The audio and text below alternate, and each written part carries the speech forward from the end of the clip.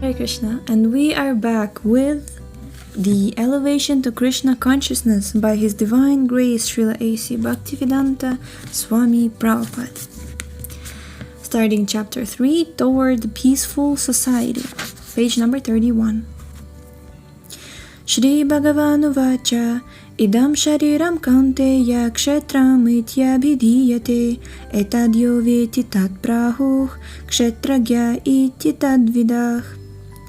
The Supreme Lord said, "This body, O son of Kunti, is called the field, and one who knows this body is called the knower of the field." Unquote. Bhagavad-gita 13.2. The Supreme Personality of Godhead, Krishna, is instructing Arjuna about the knowledge of Kshetra and Kshetragya. Kshetra refers to the field, which is the body, and Kshetragya refers to the knower of the field, who is the individual soul.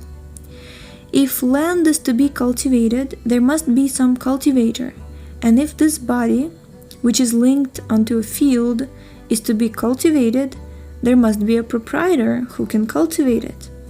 Now, we have these material bodies, and it is our duty to cultivate them. It is our duty to cultivate them properly. That cultivation is called akarma, or work. A person may come to our place with a hoe to cultivate land, or he may come to simply drink coffee or tea. We have been given this particular type of body to cultivate and to attain required sense objects according to our desires. This body is a gift from God. God is very kind, and if someone wants something from Him, He allows it. "All right," He says, "take this." His relationship to us is just like the relationship of a father to a son.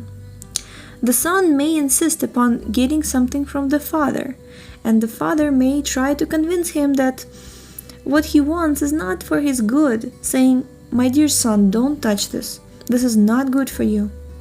But when the boy insists upon it, the father will allow him to have it. The affectionate father gives the son just what he wants. Similarly, the Supreme Father gives his sons and daughters just what they want. It is stated in Bhagavad-gita that all beings in all species of life are His children.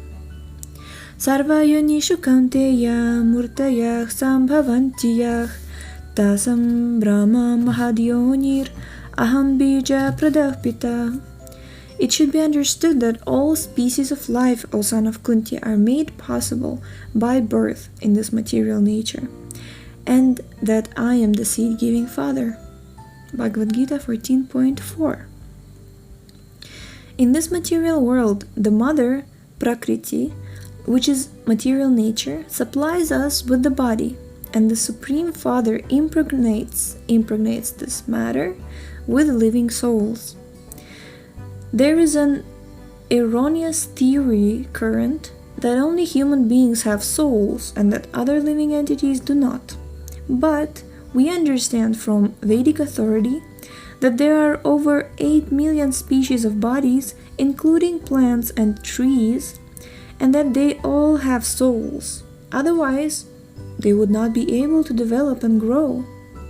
In this verse, Sri Krishna claims that all living entities, regardless of the forms they take in this material world, are His sons, and that they are related to Him, as a son is related to his father. This Krishna consciousness is especially meant for understanding the position of the soul and its relationship with God. Kshetragyam chapimam vidhi sarva kshetreshu bharata kshetra kshetragyayor jnanam yattach jnanam mata mama. O sign of Bharata, you should understand that I am also the knower in all bodies, and to understand this body and its knower is called knowledge. That is my opinion. Bhagavad-gita 13.3. If we meditate upon this body and study whether or not we are actually the body, we will come to the conclusion that we are Kshetragya, the knower of the body, but not the body.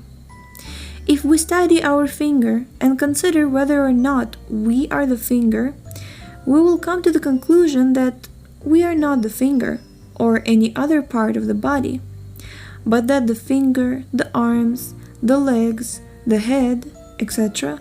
are our fingers, arms, legs, etc. In this way, we can come to the conclusion that we are not these bodies, but that the bodies belong to us.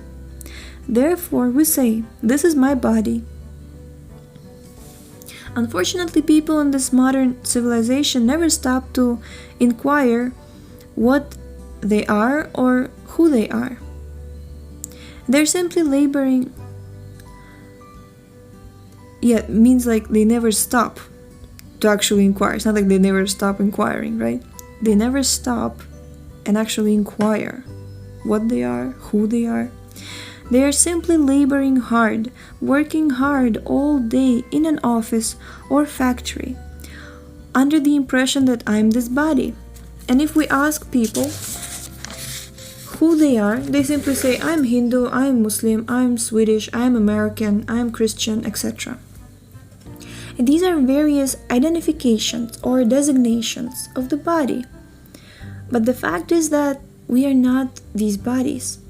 The body is simply the field of our activities. We are no more than the body than the cultivator of a field is the field. There are different kinds of bodies and different activities in accordance to the different types of bodies. A dog enjoys one kind of activity, a cat enjoys another, and a human enjoys another. There are differences of activity due to differences of body. When we come to the platform of truth, however, and understand that we are not these bodies, then our activities change from material activities to spiritual activities.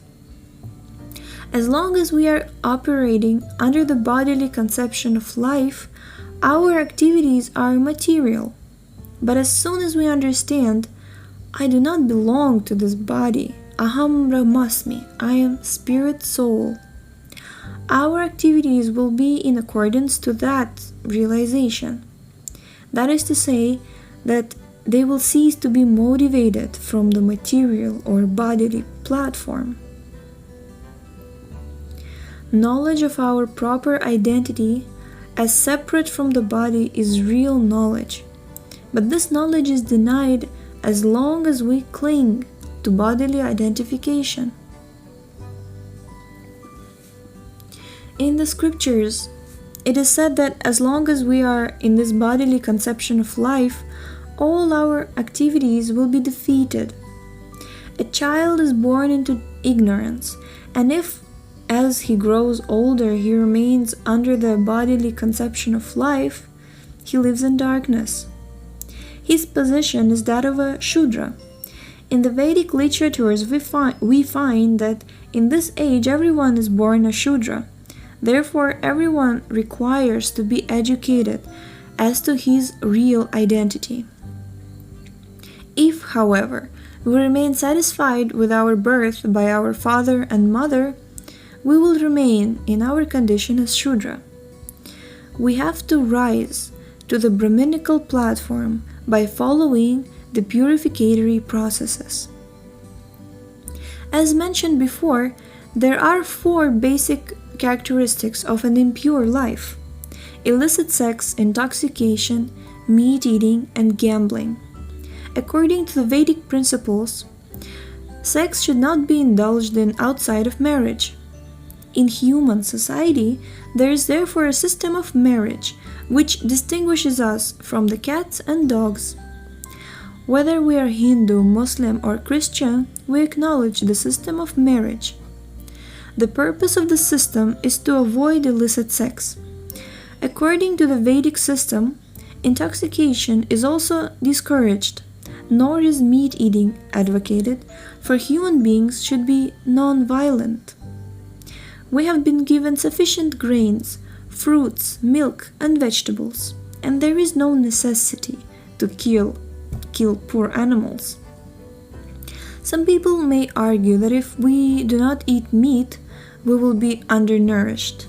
But we can see that the students of this Krishna consciousness movement have given up meat and are very healthy, whereas people who are eating meat are still, despite their meat eating, subject to so many diseases and unhealthy conditions.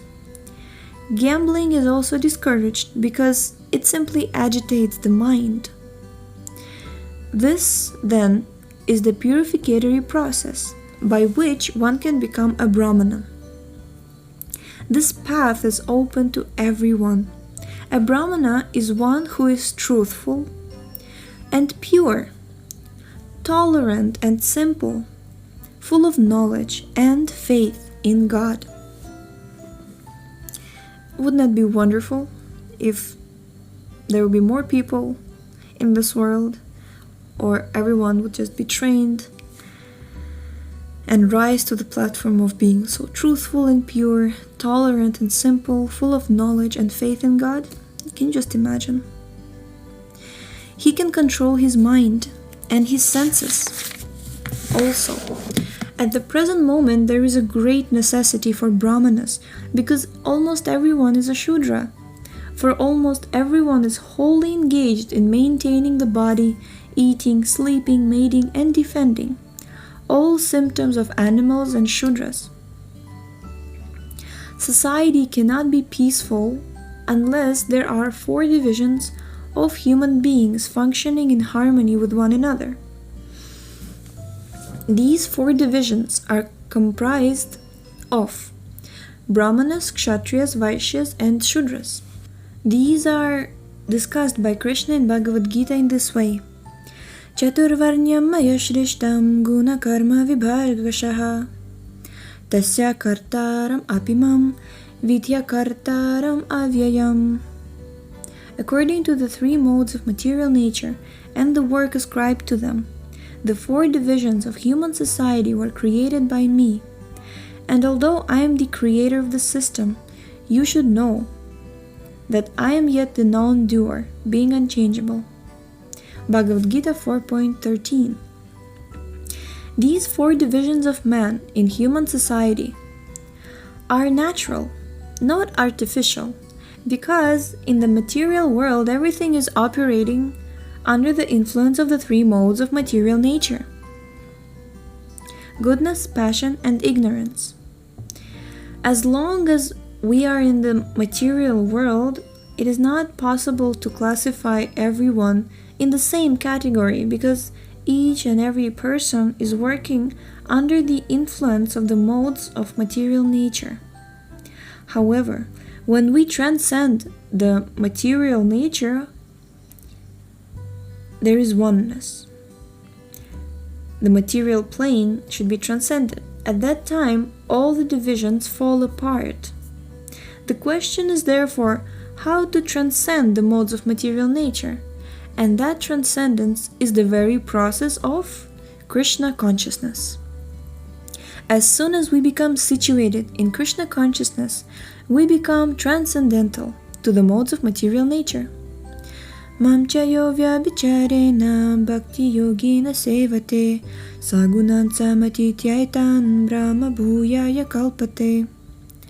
One who engages in full devotional service, who does not fall down in any circumstance, at once transcends the modes of material nature and thus comes to the level of Brahman. This is from Bhagavad-gita 14.26. Thus, one who is engaged in Krishna conscious activity is at once elevated to the transcendental position. By nature we are not matter, but Brahman, Aham Brahmasmi. The philosophy of Shankaracharya is mainly based on the principle that we should not think that we are products of this material nature. It is by some unfortunate accident that we are in contact with material nature. Actually, our nature is that of spirit, Brahman, and that nature has to be invoked. This material life is a diseased condition.